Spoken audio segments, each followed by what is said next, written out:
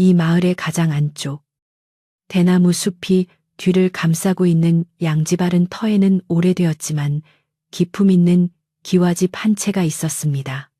그 집에는 강선비라 불리는 젊은 남자가 홀로 살고 있었는데 그는 일찍이 부모님을 여의고 조상 대대로 물려받은 이 집을 지키며 학문에 정진하고 있었습니다.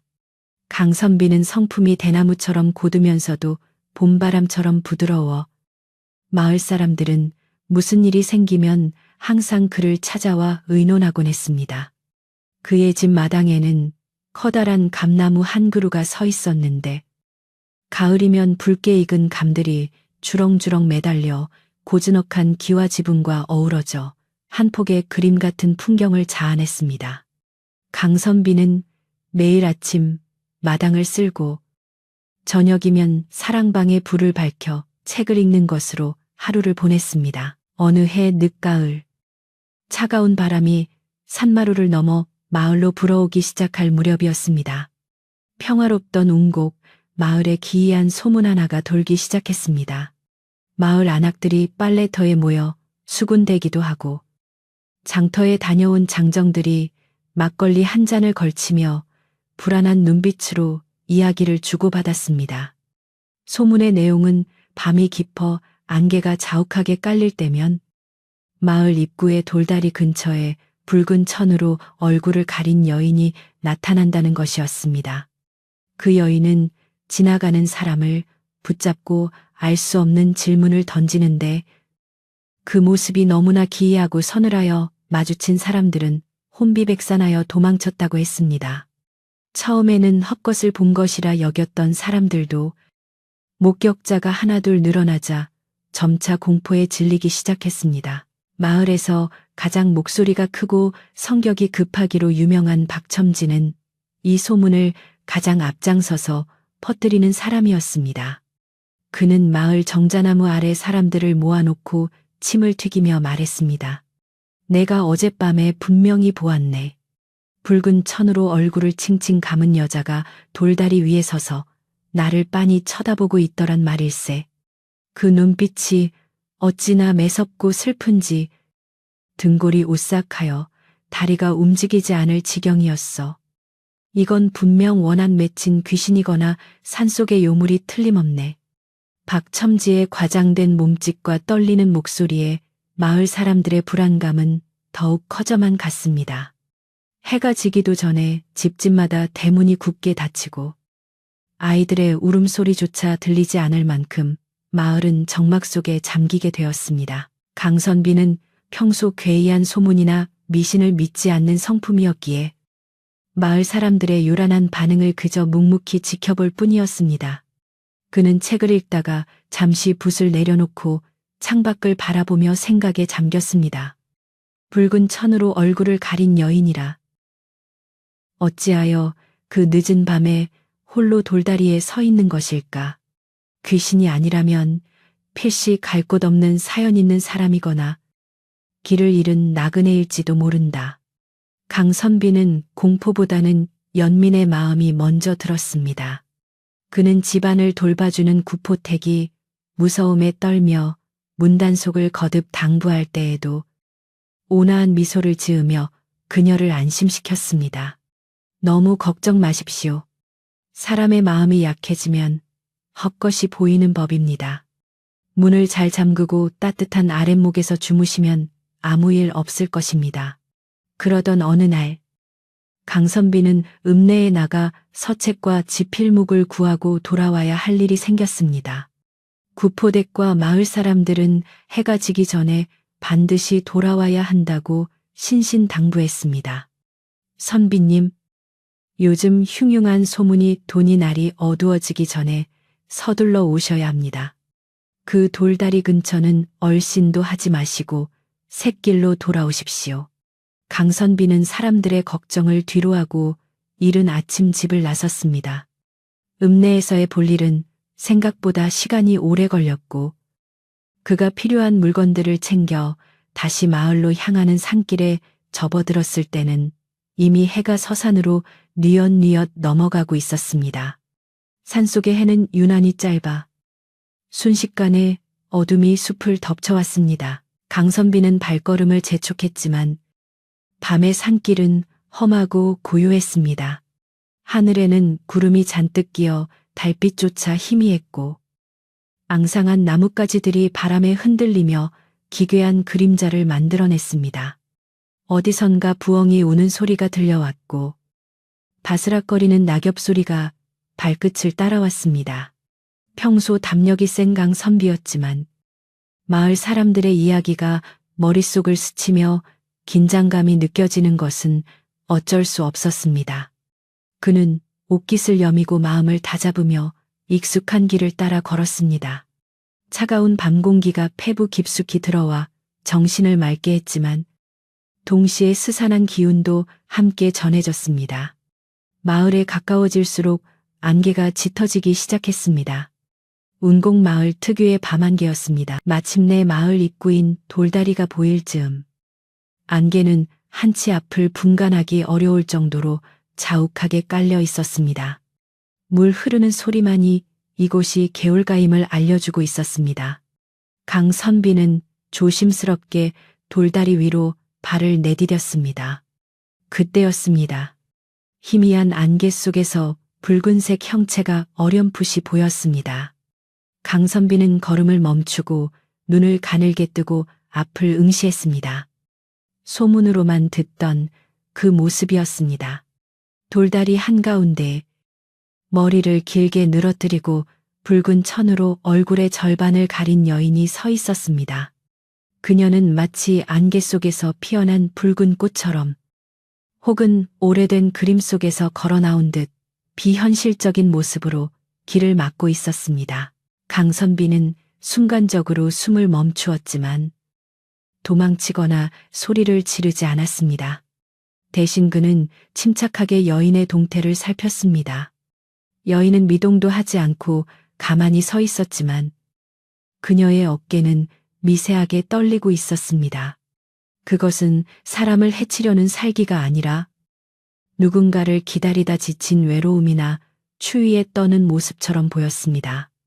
강선비는 용기를 내어 한 발짝 더 다가갔습니다. 그러자 여인이 고개를 들어 강선비를 바라보았습니다. 붉은 천 위로 드러난 그녀의 눈은 깊고 맑았지만 그 안에는 말로 다할 수 없는 깊은 슬픔과 원망이 서려 있었습니다. 바람이 멈추고 세상의 모든 소리가 사라진 듯한 정적 속에서 여인이 천천히 입을 열었습니다. 붉은 천 안에서 흘러나오는 목소리는 거칠고 쉰 듯했지만 묘하게 사람의 마음을 파고드는 울림이 있었습니다. 선비님. 여인의 부름에 강선비는 정중하게 두 손을 모으고 대답했습니다. 네. 말씀하십시오. 어찌하여 이 야심한 밤에 홀로 이곳에 계십니까? 강선비의 목소리에는 두려움 대신 따뜻한 배려가 담겨 있었습니다. 여인은 강선비의 태도에 잠시 놀란 듯 하더니 이내 한 걸음 더 다가와 섰습니다. 그녀와 강선비 사이의 거리는 이제 불과 두세 걸음밖에 되지 않았습니다. 여인은 떨리는 손을 들어 자신의 얼굴을 감싸고 있는 붉은 천을 만지작거렸습니다. 그리고는 젖은 눈으로 강선비를 응시하며 물었습니다. 제가 예뻐 보입니까? 소문 속의 그 질문이었습니다. 마을 사람들을 공포에 떨게 하고 도망치게 만들었던 그 질문을 여인은 강선비에게 던지고 있었습니다. 하지만 강선비의 귀에는 그 질문이 나를 두려워하지 않습니까? 혹은 나도 사람으로 보입니까? 라는 절박한 외침으로 들렸습니다. 그는 여인의 외모를 평가하는 것이 아니라 그녀의 존재 자체를 바라보았습니다. 붉은 천으로 가려진 얼굴 뒤에 숨겨진 사연이 무엇이든 지금 눈앞에 있는 것은 상처 입은 영혼이었습니다. 강선비는 잠시의 망설임도 없이 그리고 아주 부드러운 목소리로 대답했습니다. 예, 참으로 고우십니다. 달빛을 머금은 밤 벚꽃처럼 당신의 눈동자가 참으로 맑고 예쁩니다.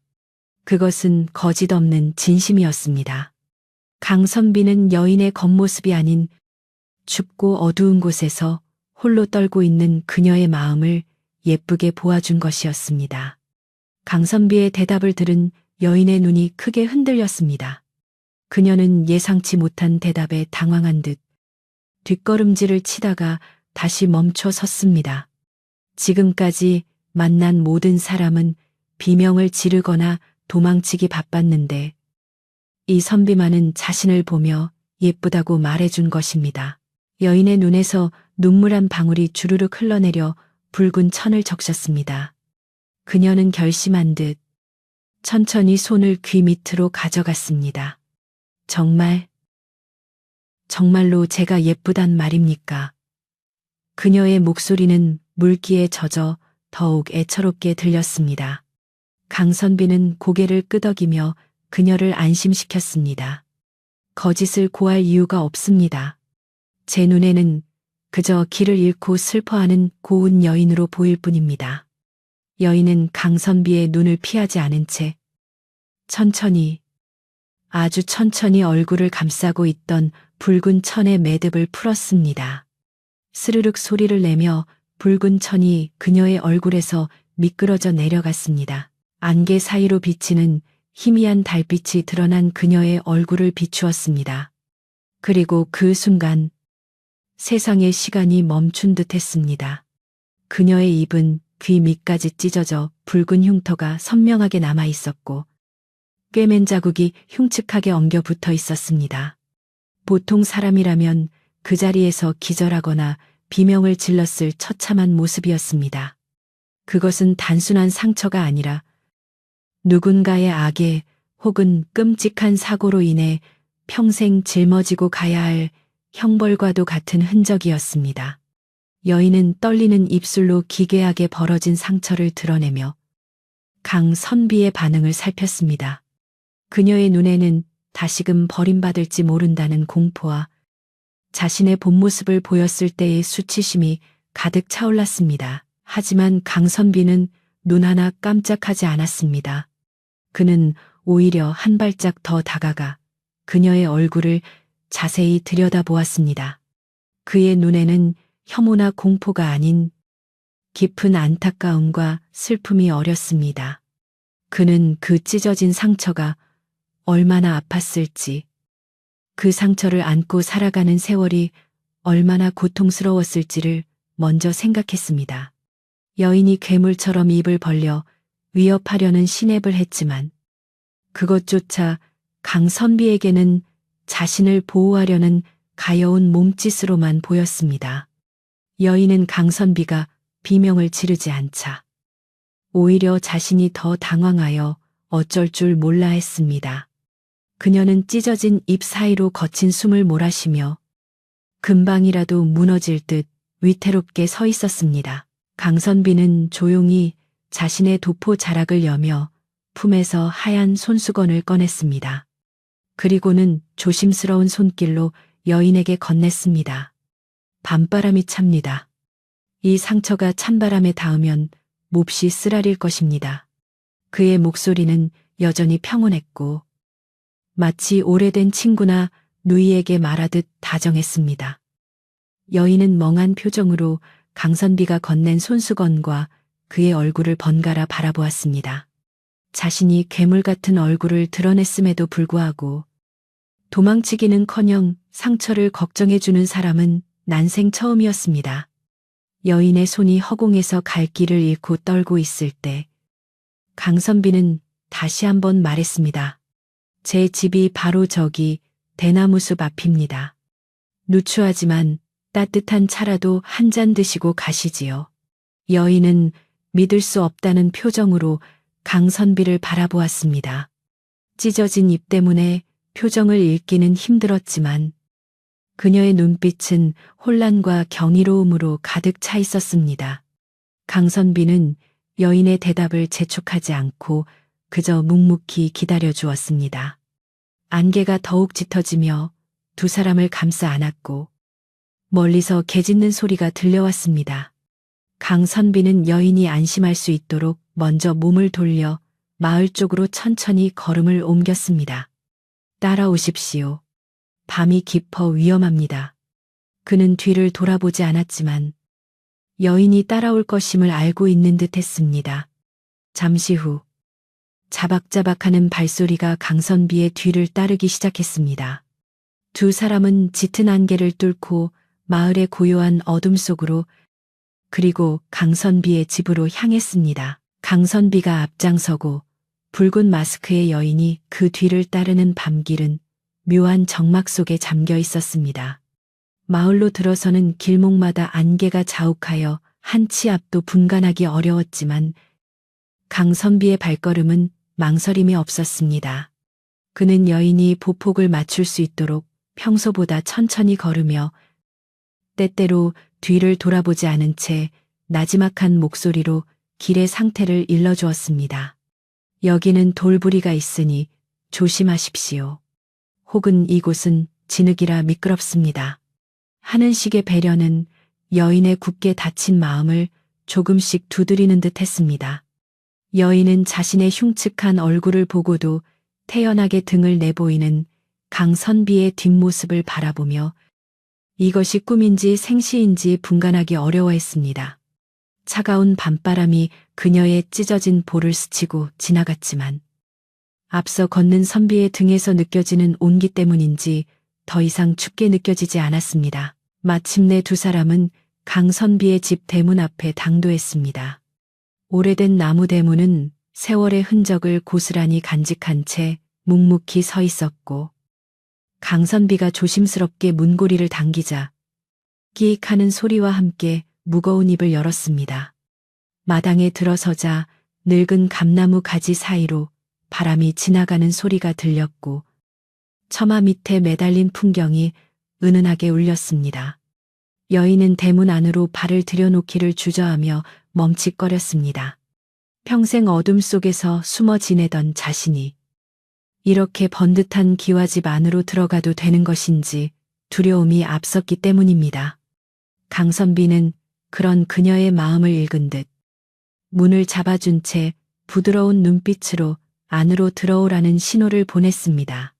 그 눈빛에는 재촉함이나 귀찮음이 전혀 없어 여인은 홀린 듯 조심스럽게 마당 안으로 발을 내디뎠습니다. 강선비는 여인을 사랑채로 안내했습니다.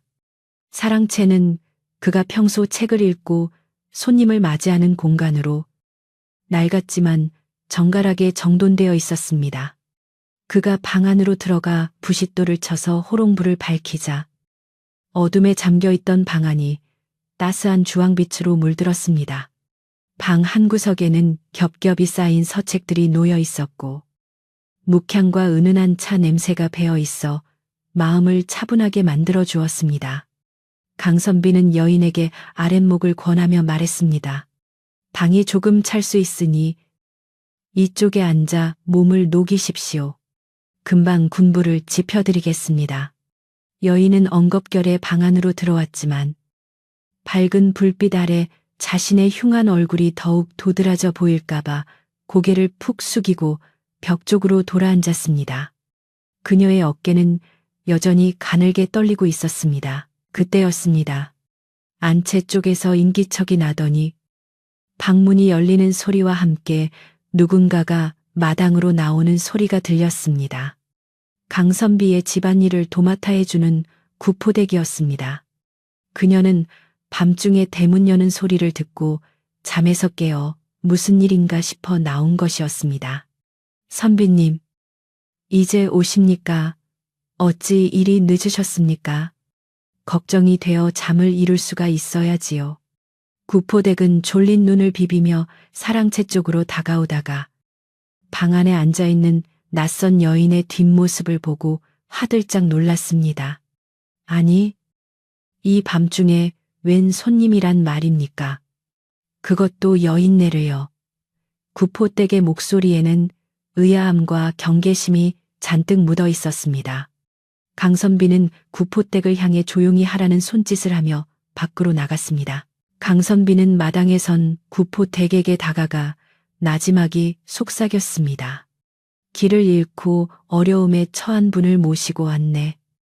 몹시 지치고 다치신 것 같으니 따뜻한 물과 요기할 것을 좀 내어주게. 그러나 구포댁은 의심을 거두지 않았습니다. 마을에 도는 흉흉한 소문을 익히 알고 있었기 때문입니다.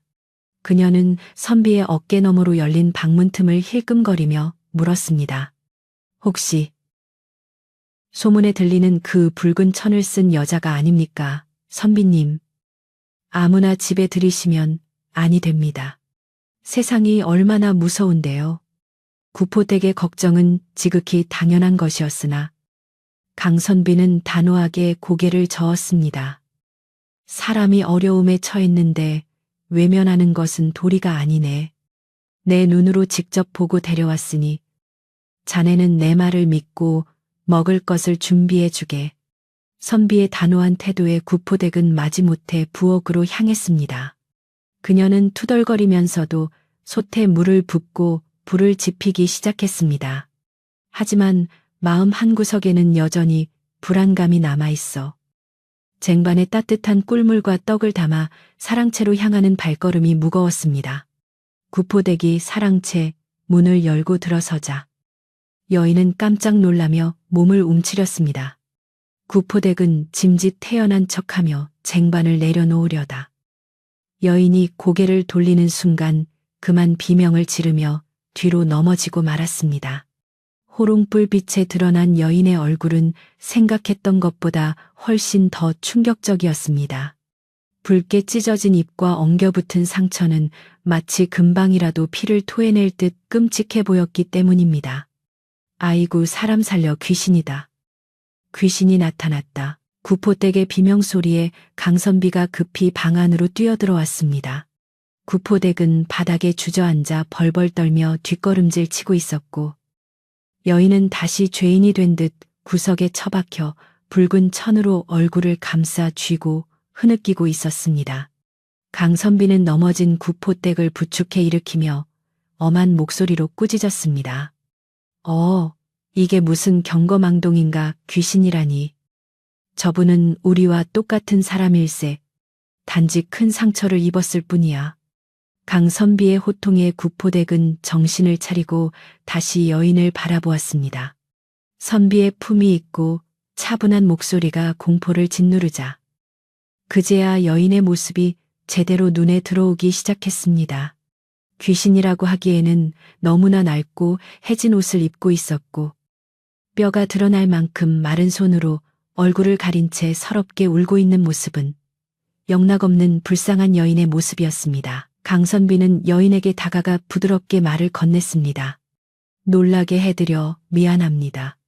이 사람이 본래 심성은 고우나 겁이 많아 실수를 했습니다. 부디 노여워 마십시오. 그리고는 구포댁을 향해 다시 말했습니다. 자네도 자세히 보게. 저 상처를 보게나 얼마나 아프고 쓰라리겠는가. 귀신이 아니라 도움이 필요한 환자일세. 구포댁은 조심스럽게 여인에게 다가가 앉았습니다. 가까이서 보니 찢어진 입 주변은 덧나서 진물이 흐르고 있었고 제대로 치료받지 못해 퉁퉁 부어 있었습니다. 같은 여자로서 얼굴에 저런 흉터를 안고 살아간다는 것이 얼마나 끔찍한 형벌인지 구포댁은 본능적으로 느낄 수 있었습니다. 공포는 순식간에 연민으로 바뀌었고 구포댁의 눈시울이 붉어졌습니다. 아이고, 세상에. 이를 어쩌면 좋아. 얼마나 아팠을까. 구포댁의 입에서 탄식이 흘러나왔습니다.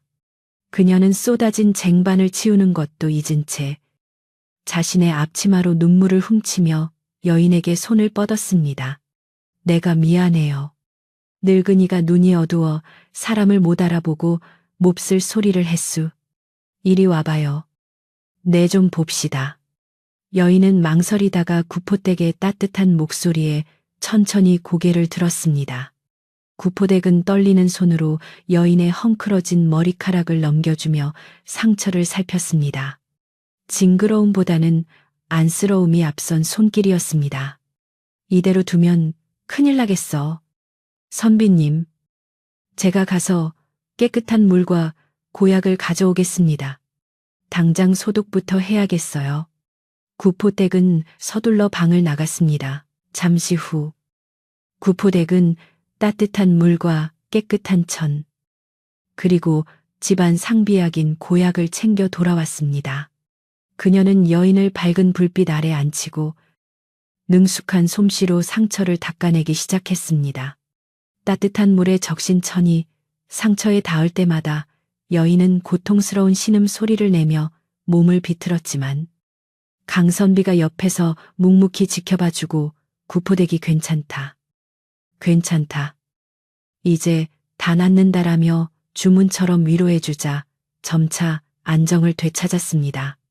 굳어있던 피딱지를 떼어내고 고름을 닦아내는 과정은 지켜보는 강선비조차 얼굴을 찌푸릴 만큼 고통스러워 보였지만 여인은 이를 악물고 참아냈습니다.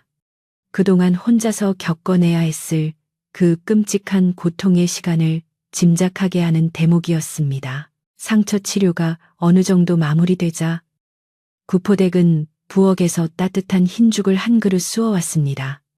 입이 찢어져 씹는 것이 불편할 여인을 위한 배려였습니다. 시장하실 텐데 이거라도 좀 드셔보슈. 입이 그래서 밥은 넘기기 힘들 것 같아 죽을 쑤었으니 구포댁은 숟가락으로 죽을 떠서 호호 불어 식힌 뒤 여인의 입가에 가져다 주었습니다. 여인은 숟가락을 받아들려 했지만 손이 너무 심하게 떨려 숟가락을 잡을 수조차 없었습니다. 입이 찢어져 있어 입술을 다물 수 없으니 죽을 입에 넣어도 자꾸만 밖으로 흘러내렸습니다. 여인은 자신의 추한 모습을 보이기 싫어 고개를 돌리며 눈물을 흘렸습니다. 배는 고프지만 먹을 수 없는 처지. 그리고 남들 앞에서 음식을 흘려야 하는 수치심이 그녀를 괴롭혔습니다. 강선비는 그 모습을 보고 조용히 자리에서 일어났습니다. 내 잠시 밖에서 바람 좀 쐬고 오겠네. 그는 여인이 편안하게 식사할 수 있도록 자리를 비켜주는 것이었습니다. 강선비가 나가고 문이 닫히자 여인은 그제야 긴장을 풀고 구포댁이 떠먹여주는 죽을 받아먹기 시작했습니다. 죽이 찢어진 상처에 닿을 때마다 쓰라렸지만 텅 빈 속을 채워주는 따뜻한 온기가 온몸으로 퍼져나갔습니다. 구포댁은 흘러내리는 죽을 닦아주며 마치 어린아이를 달래듯 계속해서 말을 걸었습니다. 천천히, 천천히 드슈. 아무도 안 뺏어 먹으니께. 아이고, 이 고운 얼굴을 누가 이리 만들었을꼬. 천벌을 받을 놈들. 구포댁의 투박하지만 진심 어린 위로의 여인은 소리 없이 눈물을 흘리며 죽 한 그릇을 다 비웠습니다. 식사를 마친 후 여인의 얼굴에는 조금이나마 화색이 돌았습니다. 구포댁은 소미불을 펴주며 아랫목에 잠자리를 마련해 주었습니다. 오늘 밤은 여기서 푹 주무슈. 바깥 양반도 그렇고 나도 그렇고. 입이 무거우니 아무 걱정 말고. 여인은 구포댁의 손을 잡고 깊이 고개를 숙여 감사를 표했습니다. 말은 제대로 할 수 없었지만 그 눈빛만으로도 고마운 마음이 충분히 전해졌습니다. 구포댁이 쟁반을 들고 나가자 방 안에는 다시 고요함이 찾아왔습니다. 밖에서는 강선비가 마당을 서성이는 발자국 소리가 들려왔습니다. 여인은 따뜻한 이불 속에 몸을 눕히고 천장을 바라보았습니다. 낯선 집, 낯선 사람들 틈에 누워있다는 사실이 믿기지 않았지만 이토록 편안하고 따뜻한 잠자리는 난생 처음이었습니다. 강선비는 사랑채 갯마루에 앉아 밤하늘을 올려다보았습니다. 구름 사이로 달이 얼굴을 내밀어 마당을 환하게 비추고 있었습니다. 방 안에서 여인의 숨소리가 고르게 들려오는 것을 확인한 그는 그제야 안도의 한숨을 내쉬었습니다. 그는 곰방대에 불을 붙이며 생각에 잠겼습니다. 저 여인의 상처는 단순히 몸에 난 상처가 아니다. 마음 깊은 곳에 맺힌 한이 더 큰 병일 것이다. 내 비록 의원은 아니나 저 여인의 마음을 치유하는데 조금이나마 도움이 되어야 할 텐데. 강선비는 마을 사람들이 내일 아침 이 사실을 알게 되었을 때 일어날 소란을 걱정하지 않을 수 없었습니다. 특히 박첨지처럼 성격이 급하고 배타적인 사람들이 가만히 있을 리 없었습니다. 하지만 그는 어떤 일이 있어도 저 가여운 여인을 지켜주리라 다짐했습니다. 밤은 깊어 삼경이 지났고 마을은 깊은 잠에 빠져들었습니다. 하지만 강선비의 집 사랑채에서는 희미한 불빛이 밤새 꺼지지 않았습니다.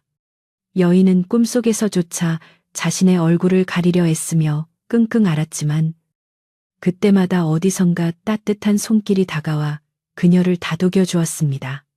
그것은 구포되게 투박한 손길이기도 했고 강선비의 온화한 눈빛이기도 했습니다.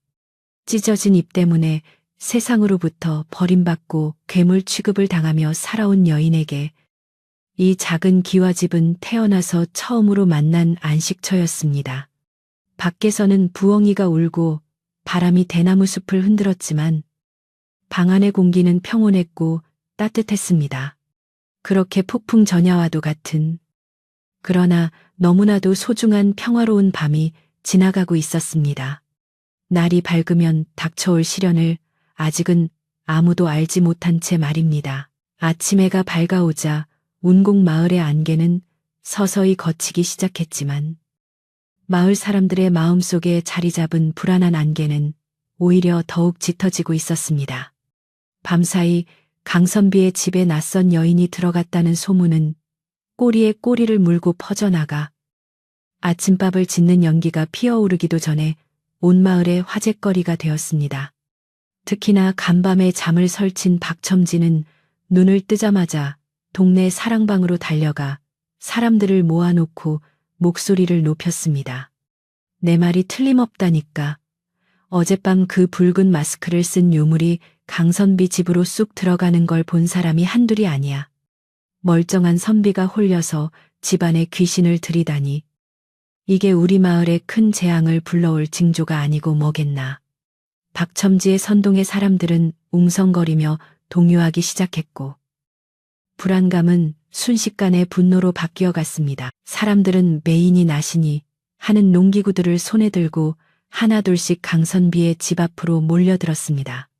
평소 점잖던 마을 어르신들조차 이번 일만은 그냥 넘길 수 없다며 혀를 찼고 안악들은 아이들을 등 뒤로 숨기며 겁에 질린 눈으로 기와집을 바라보았습니다.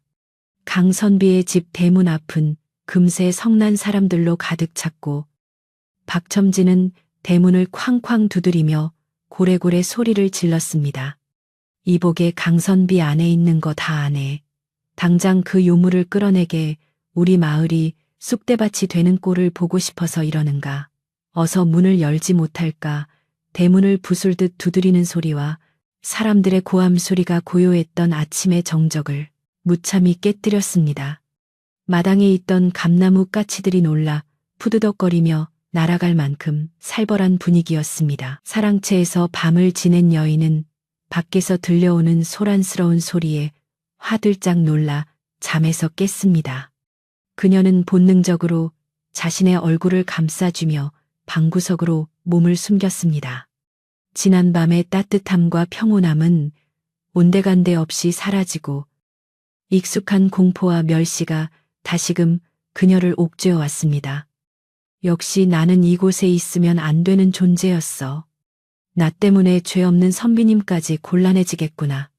여인은 서둘러 이불을 개어 한쪽으로 밀어두고 벗어두었던 붉은 천을 다시 얼굴에 칭칭 감았습니다. 그녀의 손은 심하게 떨리고 있었고 눈에서는 하염없이 눈물이 흘러내렸습니다. 강선비와 구포대객에 폐를 끼치고 싶지 않다는 생각 하나로 그녀는 도망치듯 방을 나가려 했습니다. 그때 방문이 열리며 강선비가 들어왔습니다.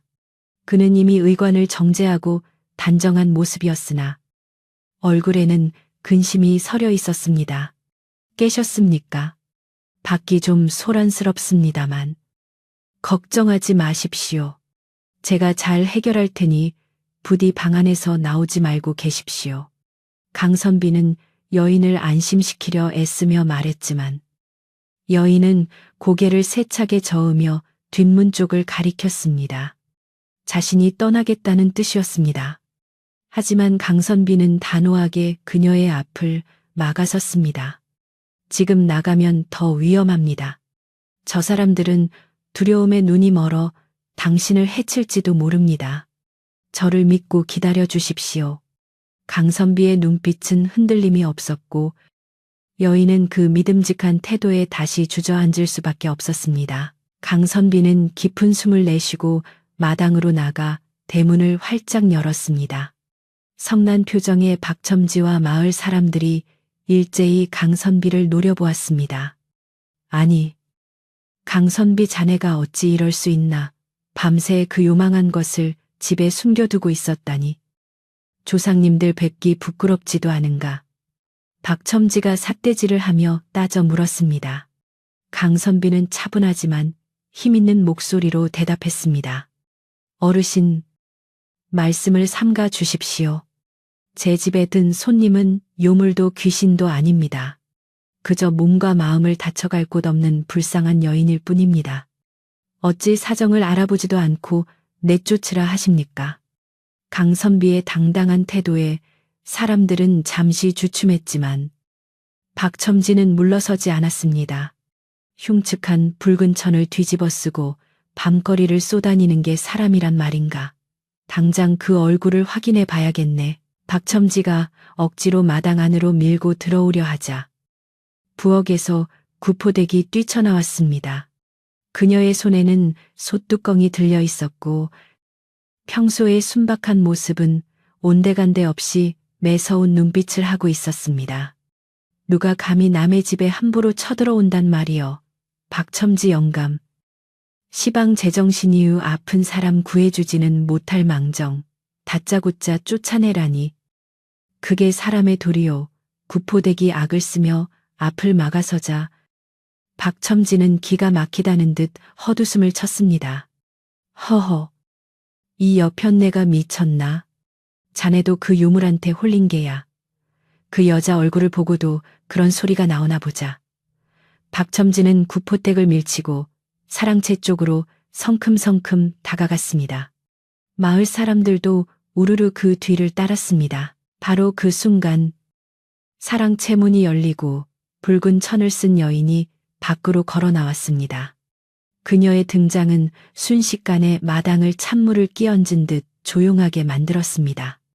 여인은 두려움에 떨고 있었지만 더 이상 숨지 않겠다는 듯 고개를 똑바로 들고 서 있었습니다. 그녀는 떨리는 손으로 천천히 붉은 천을 풀었습니다. 사람들이 숨을 죽이고 지켜보는 가운데 귀 밑까지 찢어진 끔찍한 상처가 드러났습니다. 희익 여기저기서 비명과 탄식이 터져나왔고 아이들은 울음을 터뜨렸습니다. 박첨지조차 그 흉측한 모습에 할 말을 잃고 뒷걸음질 쳤습니다.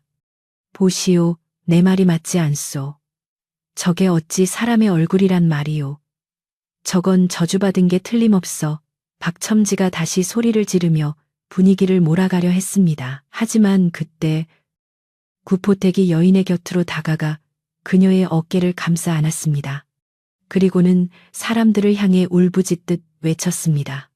이 무지한 양반들아, 저 상처가 왜 생겼는지 알기나 해. 겉만 보고 손가락질하는 당신들이야말로 괴물이여. 구포댁의 일갈의 사람들은 웅성거림을 멈추고 그녀를 쳐다보았습니다. 강선비가 나서서 여인을 대신해 입을 열었습니다. 이분은 옛날 산속 마을에 살 때 밭에서 일하던 중 호랑이가 마을 아이를 물고 가는 것을 보았다고 합니다. 모두가 도망칠 때 이분만이 홀로 낫을 들고 호랑이에게 달려들었습니다. 강선비의 목소리는 낮지만 울림이 있어 마당 구석구석까지 퍼져나갔습니다. 사람들의 표정이 조금씩 변하기 시작했습니다. 호랑이와 사투를 벌인 끝에 아이는 구했지만 그 대가로 이분은 얼굴에 평생 지울 수 없는 상처를 입게 되었습니다. 아이의 부모는 고마워하기는커녕 피범벅이 된 이분의 얼굴이 흉측하여 아이가 경기를 일으킨다며 마을에서 내쫓았습니다. 생명을 구한 영광의 상처가 사람들의 편견 때문에 저주가 되어버린 것입니다. 강선비의 설명이 이어지자 곳곳에서 한숨 소리가 들려왔습니다. 방금 전까지 돌을 던질 기세였던 사람들은 부끄러움에 고개를 들지 못했습니다. 자신들이 괴물이라 여겼던 여인이 사실은 누구보다 용감하고 희생적인 사람이었다는 사실은 그들에게 큰 충격을 주었습니다. 여인은 강선비가 자신의 사연을 이야기하는 동안 소리 없이 눈물을 흘렸습니다. 누구에게도 말하지 못하고 가슴속에만 묻어두었던 억울함과 슬픔이 강선비의 목소리를 통해 세상 밖으로 나오고 있었습니다. 그녀는 자신이 겪은 고통을 알아주는 사람이 있다는 것만으로도 가슴이 벅차올랐습니다. 그때 마을 어귀에 사는 늙은 할머니 한 분이 지팡이를 짚고 앞으로 나왔습니다. 아이고, 그랬구만. 우리가 몹쓸 짓을 할 뻔했어. 호랑이 발톱에 찢긴 상처라니 얼마나 아팠을꼬. 할머니는 혀를 차며 여인에게 다가와 쭈글쭈글한 손으로 여인의 손을 잡았습니다. 그 따뜻한 손길은 얼어붙었던 여인의 마음을 녹이기에 충분했습니다. 박첨지는 머쓱해져서 헛기침을 해댔습니다. 크흠. 뭐? 그런 사연이 있었다면 진작 말을 하지 그랬나? 우리가 뭐 알았나? 그는 여전히 자신의 잘못을 완전히 인정하려 하지 않았지만 더 이상 여인을 쫓아내자고 소리칠 명분은 없었습니다. 사람들은 하나둘씩 대미와 낫을 내려놓고 슬금슬금 뒤로 물러났습니다. 강선비, 자네가 사람 보는 눈이 있구먼. 우리가 괜한 소란을 피웠네. 마을 이장이 대표로 사과를 건넸습니다.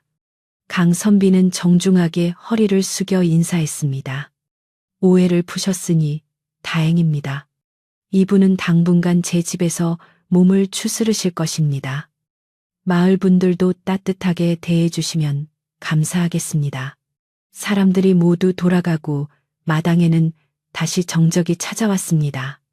하지만 그 정적은 아침에 살벌했던 침묵과는 다른 평온하고 따뜻한 기운이 감도는 침묵이었습니다. 여인은 긴장이 풀린 듯 다리에 힘이 풀려 주저앉으려 했고 강선비와 구포대기 급히 그녀를 부축했습니다.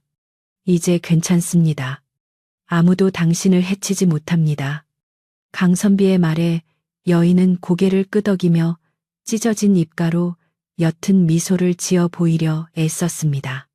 비록 상처 때문에 일그러진 미소였지만 강선비의 눈에는 세상 그 어떤 꽃보다 아름답게 보였습니다. 구포댁은 코를 훌쩍이며 말했습니다. 아이고, 밥 다 식었겠네. 얼른 들어가서 아침 드슈. 내가 새로 따뜻한 국을 퍼올 테니. 그날 오후 강선비는 여인과 마주 앉아 차를 마시며 그녀의 이름을 물었습니다. 여인은 붓을 들어 종이에 연화라고 적었습니다. 진흙 속에서도 맑게 피어나는 연꽃이라는 뜻이었습니다. 강선비는 그 이름이 그녀와 참으로 잘 어울린다고 생각했습니다. 연화 낭자. 이제 이곳을 집이라 생각하고 편히 지내십시오. 흉터는 부끄러운 것이 아닙니다. 당신의 용기를 증명하는 훈장이니 더 이상 붉은 천으로 가리지 않으셔도 됩니다. 강선비의 진심 어린 위로의 연화는 비로소 마음의 빗장을 완전히 풀 수 있었습니다. 그녀는 더 이상 자신을 숨기지 않기로 다짐했습니다. 적어도 이 집 안에서만큼은 말입니다. 며칠이 지나자 마을 사람들의 태도도 조금씩 변하기 시작했습니다. 처음에는 여전히 그녀의 얼굴을 보기를 꺼려했지만 구포댁이 장터에서 우리 집에 와 있는 연아 씨가 바느질 솜씨가 얼마나 좋은지 몰라라며 자랑을 늘어놓자 호기심을 갖는 이들이 생겨났습니다. 실제로 연화는 손재주가 비상하여 낡은 옷을 기워 새 옷처럼 만들거나 자수를 놓는데 탁월한 능력을 보였습니다. 강선비의 옷깃에 놓인 매와 자수를 보고 마을 안악들이 감탄하며 하나둘 일감을 맡기러 오기 시작했습니다. 연화는 묵묵히 그들의 부탁을 들어주었고 그녀의 정성, 어린 솜씨의 사람들은 점차 그녀의 흉측한 얼굴보다 고운 마음씨를 먼저 보게 되었습니다. 그러던 어느 날 하늘이 뚫린 듯 비가 쏟아지기 시작했습니다. 며칠째 그치지 않는 장대비에 계곡물이 불어나고 마을 앞 개울의 수위가 위험할 정도로 높아졌습니다. 운곡 마을은 산세가 험해 비가 많이 오면 산사태나 물난리가 날 위험이 있는 곳이었습니다. 강선비는 밤새 잠을 이루지 못하고 빗소리를 들으며 마을의 안위를 걱정했습니다. 연화 역시 불안한 마음에 창밖을 내다보며 서성였습니다. 비는 그칠 기미를 보이지 않았고 천둥번개가 칠 때마다 집이 흔들리는 듯 했습니다. 마을 사람들은 둑이 무너질까 두려워하며 뜬 눈으로 밤을 지새웠습니다. 이것이 단순한 비가 아니라 마을에 닥쳐올 또 다른 시련의 예고임을 직감한 사람들은 공포에 떨었습니다. 새벽녘이 되자 빗줄기는 더욱 굵어졌고 기어이 마을 회관에 쳐둔 종이 다급하게 울리기 시작했습니다. 둑이 터진다. 모두 나와서 둑을 막아라. 이장의 절박한 외침이 빗소리를 뚫고 들려왔습니다. 강선비는 서둘러 우비를 챙겨 입고 밖으로 뛰쳐나갔습니다. 연화도 주저하지 않고 그 뒤를 따랐습니다. 구포대기 말렸지만 그녀는 강선비를 돕고 마을을 구해야 한다는 일념으로 빗속으로 뛰어들었습니다. 붉은 천 따위는 챙길 겨를도 없었습니다. 그녀의 맨얼굴이 빗물에 젖어 번들거렸지만 지금 그녀에게 중요한 것은 자신의 외모가 아닌 마을 사람들의 안전이었습니다.